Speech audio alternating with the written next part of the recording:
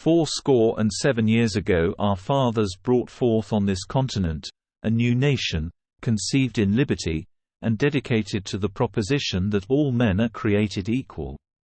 Now we are engaged in a great civil war, testing whether that nation, or any nation so conceived and so dedicated, can long endure.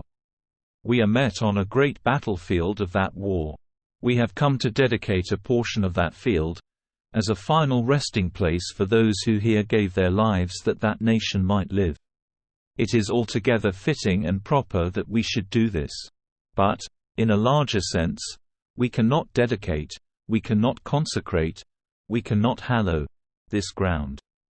The brave men, living and dead, who struggled here, have consecrated it, far above our poor power to add or detract.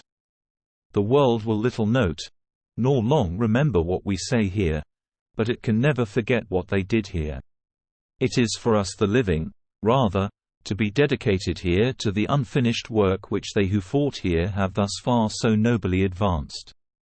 It is rather for us to be here dedicated to the great task remaining before us, that from these honored dead we take increased devotion to that cause for which they gave the last full measure of devotion, that we here highly resolve that these dead shall not have died in vain, that this nation, under God, shall have a new birth of freedom, and that government of the people, by the people, for the people, shall not perish from the earth.